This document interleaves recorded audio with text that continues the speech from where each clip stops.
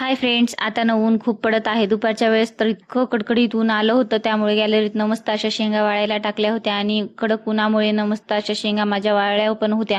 आणि इथे ना बघा मल्हारचं असं चाललं होतं की मला गादीवर तर कोणतरी घ्या पलंगावर, कारण त्याला चढता येत नाही म्हणून त्याचं रडणं पडणं चालू होतं कसं तरी मला घेताल म्हणून. म्हणून आता त्याला घेतलं वर आणि बघा इथे दुपारच्या वेळेस ना मस्त असे पोहे केले होते. आणि इथे पोहे खाता वेळेस बघा आम्ही लिंबू घेतला म्हणून त्यानेही लिंबू घेतला आणि खाते वेळेस बघा त्याचे एक्सप्रेशन.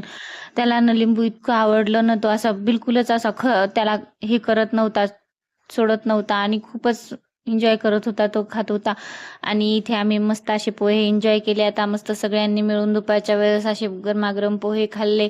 आणि इथे बघा मल्हार माझ्यासोबत, आता मी व्हिडिओ करत होते ना, तो पण मग येऊन बसला माझ्यासोबत. आणि इथे बघा आता त्याला शूज घालायचे होते आणि ते शूज घालण्यासाठी बघा त्याचे कसे प्रयत्न चालू आहेत. तो ना आपल्या आपल्या हाताने शूज घालायला आता शिकत आहे बघा.